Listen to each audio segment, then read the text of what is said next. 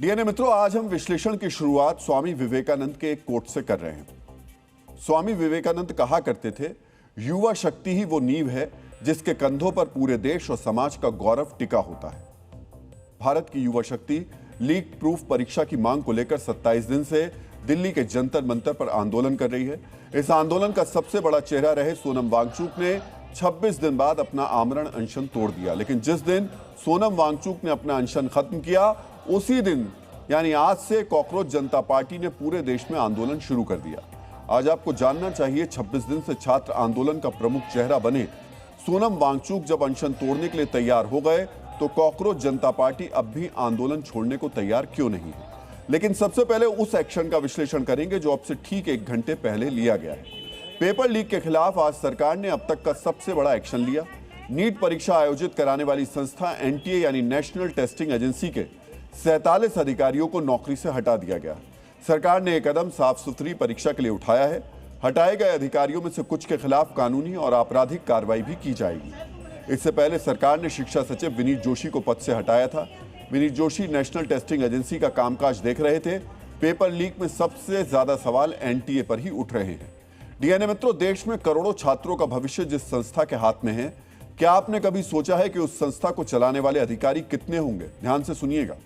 NEET, CUET, UGC, net और JEE जैसी परीक्षाएं कराने वाली नेशनल टेस्टिंग एजेंसी यानी एनटीए का पूरा स्थायी ढांचा सिर्फ 24 लोगों के भरोसे चलता है। यह कोई दावा नहीं है, संसद में सरकार द्वारा दी गई आधिकारिक जानकारी है। अब सवाल है, क्या देश की सबसे बड़ी परीक्षा एजेंसी के लिए 24 स्थायी कर्मचारी काफी हैं, या फिर यही वजह है कि पिछले कुछ वर्षों में एनटीए बार बार विवादों में घिरती रही। सरकार ने संसद में बताया कि एनटीए में सिर्फ 24 स्थायी अधिकारी और कर्मचारी हैं, जबकि संस्था का बड़ा हिस्सा स्थायी कर्मचारियों पर नहीं बल्कि संविदा और आउटसोर्स कर्मचारियों पर निर्भर है। यानी जिस संस्था पर करोड़ों अभ्यर्थियों का भरोसा टिका हुआ है, उसका स्थायी प्रशासन बहुत ही छोटा है।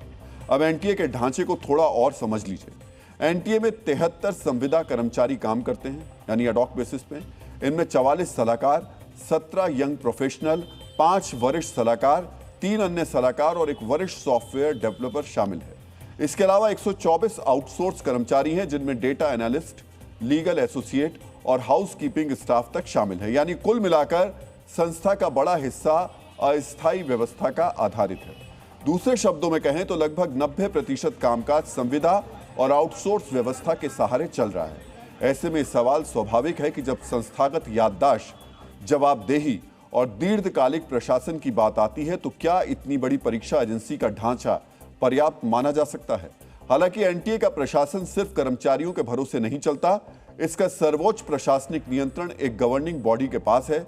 इसके अध्यक्ष की नियुक्ति शिक्षा मंत्रालय करता है। इस बोर्ड में आईआईटी, आईआईएम और एनआईटी जैसे प्रमुख राष्ट्रीय संस्थानों के निदेशक भी सदस्य होते हैं। यानी नीति और निगरानी का ढांचा तो मजबूत दिखता है, लेकिन रोजमर्रा का संचालन सीमित स्थायी स्टाफ और बड़ी संख्या में संविदा इस व्यवस्था के सहारे चलता है। अब यूपीएससी की तर्ज पर एनटीए में नए व्यवस्था बनाने की तैयारी है।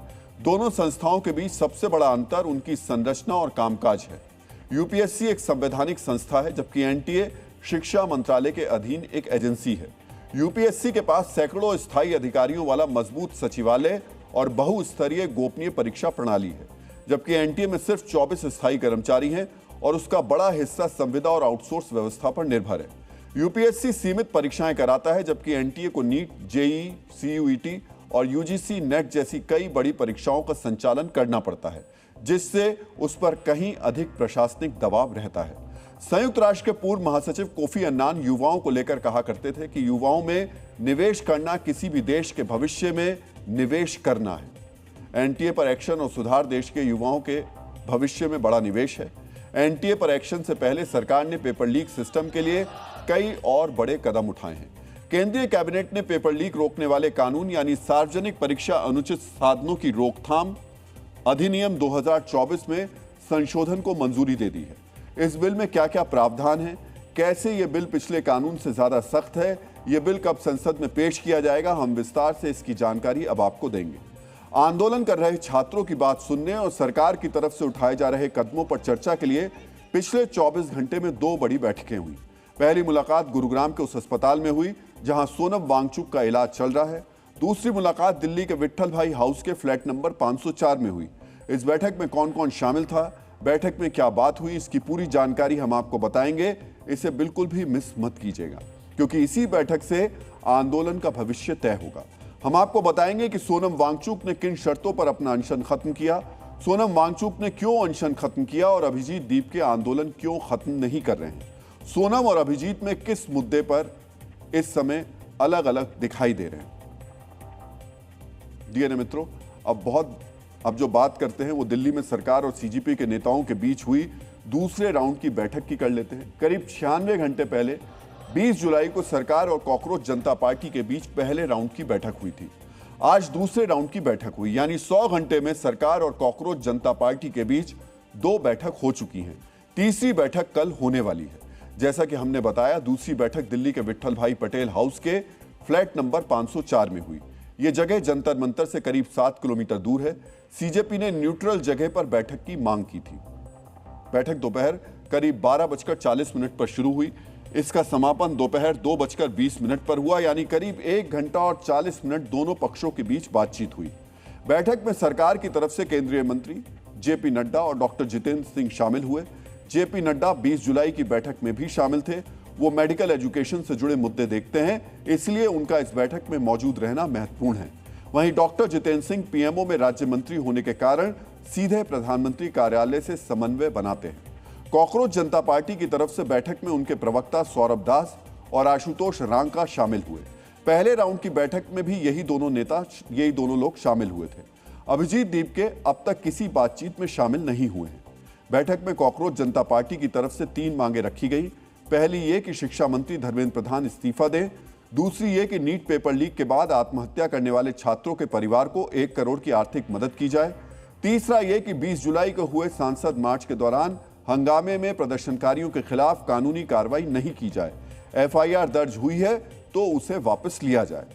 सीजेपी की तरफ से आज सरकार को परीक्षा प्रक्रिया में सुधार के लिए 5 सुझाव भी दिए गए।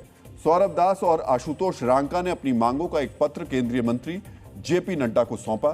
सीजेपी नेताओं का दावा है कि मुआवजा और छात्रों के खिलाफ एफआईआर और कानूनी मामले वापस लेने की 2 मांगों पर सैद्धांतिक सहमति बन गई है, लेकिन बात शिक्षा मंत्री धर्मेंद्र प्रधान के इस्तीफे पर अटकी है। सुनिए बैठक के बाद सीजेपी के जो नेता हैं उन्होंने क्या कहा। सरकार ने कॉम्पनसेशन पे और लीगल केसेस पे इन प्रिंसिपल एग्रीमेंट जताया है, पॉजिटिव है। धर्मेंद्र प्रधान की रेजिग्नेशन को लेकर कल सरकार ने फिर से समय मांगा है। कल दिन में सरकार से फिर मुलाकात होगी और हमें उम्मीद है कि कल धर्मेंद्र प्रधान जी का इस्तीफा लिया जाएगा। हमने सरकार को बता दिया है कि आंदोलन बहुत बड़ा हो रहा है, नेशनली स्प्रेड हो रहा है। अगर समाधान नहीं निकाला गया तो सीजेपी को फिर से एक और नेशनल कॉल देना होगा। सीजेपी अपनी इन 3 मांगों को लगातार उठाती रही है, यानी उसके रुख में कोई बदलाव नहीं हुआ। फिर आंदोलन का चेहरा रहे सोनम वांगचुक ने किन शर्तों पर अनशन खत्म किया, वो जानना भी दिलचस्प है। हम आपको आगे ये बताएंगे। मित्रों, राष्ट्रपिता महात्मा गांधी ने कहा है कि साध्य यानी लक्ष्य की तरह साधन अर्थात लक्ष्य को पाने का तरीका भी पूरी तरह पवित्र होना चाहिए। आज आपको यह भी जानना चाहिए कि सीजेपी के जो नेता सरकार से बात कर रहे हैं वो किससे सलाह कर बातचीत का एजेंडा तय कर रहे हैं। कौन ये तय कर रहा है कि प्रतिनिधिमंडल में आंदोलनकारियों की तरफ से कौन कौन शामिल होगा, मांगों को तय करने का प्रोसेस क्या है, क्या इन महत्वपूर्ण फैसलों के लिए सीजेपी ने कोई कमेटी बनाई है, क्या आंदोलन कर रहे छात्रों से चर्चा के बाद बातचीत का एजेंडा तय हो रहा है। मित्रों, ये बहुत महत्वपूर्ण सवाल हैं, क्योंकि ये देश के करोड़ों युवाओं और छात्रों से जुड़ा मुद्दा है। इसमें पारदर्शिता जरूर होनी चाहिए। उम्मीद है कि कॉकरोच जनता पार्टी इन सवालों का जवाब भी देगी।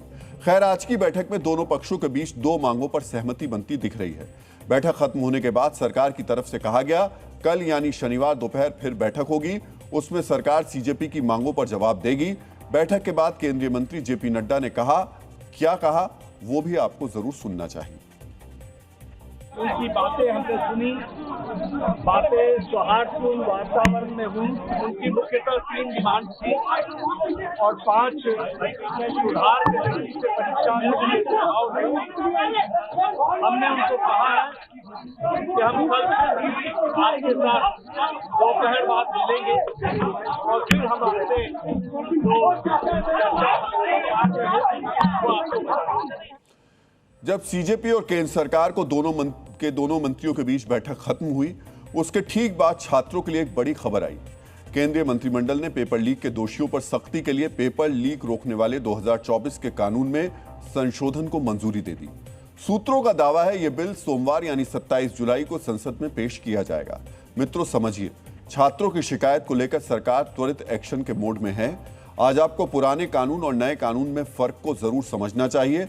अब जो हम आपको बताने जा रहे हैं उसे बहुत ध्यान से सुनिए और समझिए, हो सकता है तो इसे नोट भी कर लीजिए। मौजूदा कानून जो 2024 में पास हुआ था, उसमें पेपर लीक पर 3 से 5 साल की जेल या सजा का प्रावधान था।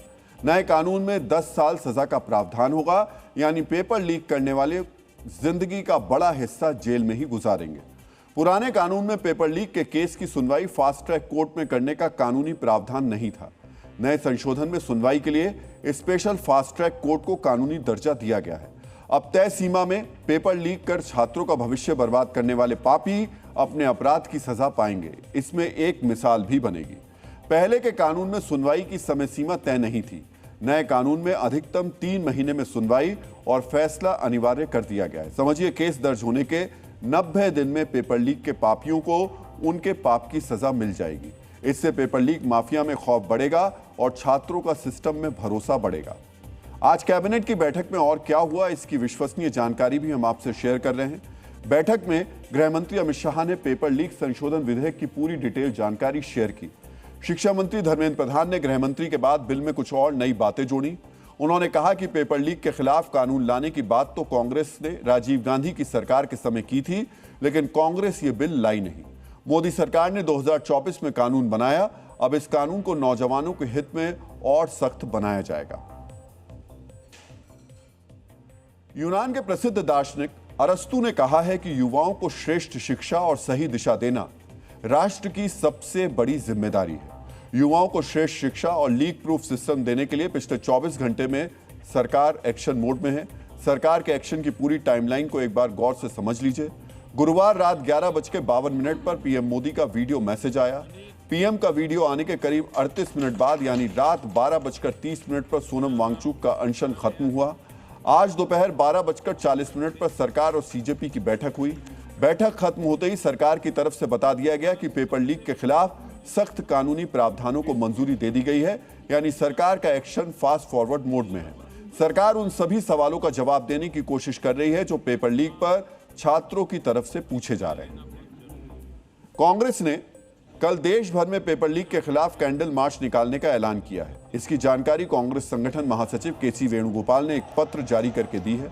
कल विरोध प्रदर्शन को कामयाब बनाने के लिए कांग्रेस ने अपनी सभी प्रदेश कमेटियों को निर्देश भी दिया है। मित्रों, अब फिर उस मूल सवाल पर लौटते हैं। आखिर जिस आंदोलन का चेहरा सोनम वांगचुक थे, उन्होंने क्यों अनशन खत्म कर दिया और अभिजीत दीपके क्यों आंदोलन खत्म नहीं कर रहे हैं? इसे समझने के लिए हमें सबसे पहले यह समझना होगा कि अब से करीब 22 घंटे पहले गुरुग्राम से उस अस्पताल में क्या हुआ जहां सोनम वांगचुक का इलाज हो रहा है। गुरुवार की रात करीब 1:21 पर सोनम वांगचुक ने एक पोस्ट शेयर की। कहा, केंद्रीय मंत्री जेपी नड्डा, डॉक्टर जितेंद्र सिंह और लेह लद्दाख की शीर्ष संस्था के वरिष्ठ नेताओं की मौजूदगी में मैंने आखिरकार 26 दिनों के बाद अपना अनशन तोड़ दिया। उन्होंने बताया कि अलग अलग राजनीतिक दलों के 65 सांसदों ने उनसे अनशन तोड़ने का आग्रह किया था। वांगचुक ने कहा कि धर्मेंद्र प्रधान के इस्तीफे पर सरकार की तरफ से कोई आश्वासन नहीं मिला है। मित्र समझिए, सोनम वांगचुक ने छात्रों के हित को सबसे ऊपर रखा। इससे पहले भी सोनम कह चुके थे कि अगर सरकार छात्रों से जुड़ी उनकी मांग को मान लेती है तो वो अनशन खत्म कर देंगे। मित्रों समझिए, सोनम को सरकार ने भरोसा दिया कि प्रदर्शनकारियों पर कोई कानूनी कार्रवाई नहीं होगी। ये मांग सोनम वांगचुक की लिस्ट में सबसे ऊपर थी। यही भरोसा सरकार ने सीजेपी को भी दिया है, लेकिन ये मांग सीजेपी की लिस्ट में टॉप पर नहीं है। सरकार ने नीट पेपर लीक के बाद खुदकुशी करने वाले छात्रों के परिवारों को 1 करोड़ की आर्थिक मदद का भी भरोसा दिया है। सोनम वांगचुक की यह दूसरी बड़ी मांग थी। यही आश्वासन सीजेपी को भी दिया गया। सरकार की तरफ से शिक्षा मंत्री धर्मेंद्र प्रधान के इस्तीफे पर सोनम वांगचुक को आश्वासन नहीं दिया गया। सोनम इस मुद्दे पर संसद में चर्चा की मांग कर रहे थे। ये चर्चा आने वाले दिनों में हो सकती है। यहीं अभिजीत दीपके और सोनम वांगचुक में बड़ा मतभेद है। सीजेपी की डिमांड लिस्ट में शिक्षा मंत्री का इस्तीफा टॉप पर है। सीजेपी ने आज सरकार को जो मांग पत्र सौंपा उसमें यह डिमांड पहले नंबर पर है। दीप के किसी भी सूरत में धर्मेंद्र प्रधान का इस्तीफा चाहते हैं, लेकिन सोनम वांगचुक ने इस पर व्यवहारिक रवैया अपनाया और छात्रों के हित को प्रमुखता दी है। धर्मेंद्र प्रधान के इस्तीफे पर सीजेपी और सोनम वांगचुक के बीच मतभेद सामने आ गए हैं।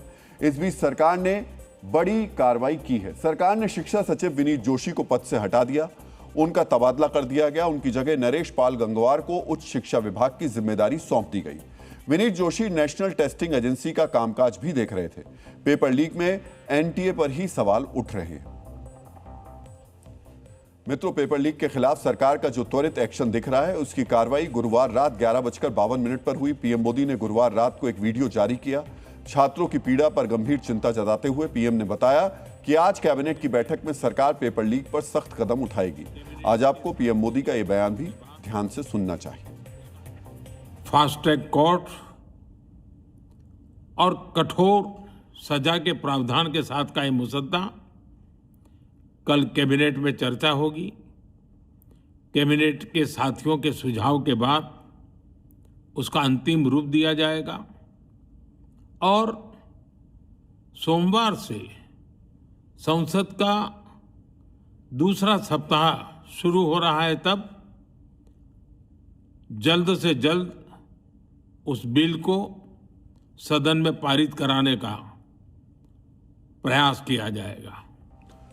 सरकार पेपर लीक के खिलाफ सख्त कानून ला रही है। दोषियों के खिलाफ समय सीमा में कार्रवाई होगी। एक्शन की शुरुआत भी हो गई है। ये छात्र हित में बड़ा फैसला है। अब से करीब 18 घंटे बाद फिर सरकार और सीजेपी के नेताओं के बीच तीसरे दौर की बैठक होगी। देखना होगा इस बैठक में कोई सहमति बनती है या नहीं। डीएनए मित्रों, पिछले 24 घंटे में प्रधानमंत्री ने पेपर लीक की समस्या के समाधान के लिए 6 बड़े फैसले किए हैं। आज आपको इन फैसलों को भी समझना चाहिए। इनमें कई फैसले ऐसे हैं जिनके बारे में हमने थोड़ी देर पहले ही आपको बताया है। पहला बड़ा फैसला तो यही कि सरकार ने एनटीए के 47 अधिकारियों पर एक्शन लिया। इन अधिकारियों को हटाया गया है। इनके खिलाफ कानूनी कार्रवाई होगी। दूसरा बड़ा फैसला, कैबिनेट ने नए पेपर लीक विधेयक को मंजूरी दे दी। इसमें पेपर लीक को रोकने के लिए कई सख्त कदम उठाए गए हैं। तीसरा बड़ा फैसला, एनटीए में साफ जो अभियान है, शिक्षा सचिव जो विनीत जोशी थे उनको बदल दिया गया। पेपर लीक के आरोपियों को समयबद्ध तरीके से सजा दिलाने के लिए नए विधेयक में फास्ट ट्रैक कोर्ट में सुनवाई का प्रावधान, सिर्फ 90 दिन में इसमें फैसला भी आएगा। सरकार ने शांतिपूर्ण प्रदर्शन करने वालों पर कोई कानूनी एक्शन नहीं लेने का फैसला किया है। यह छात्रों के भविष्य को देखते हुए बड़ी राहत है। सरकार ने नीट पेपर लीक के बाद आत्महत्या करने वाले छात्रों के परिवारों को आर्थिक मदद देने की सैद्धांतिक मंजूरी दे दी है। यानी सरकार दुख की घड़ी में पीड़ित परिवारों के साथ खड़ी है।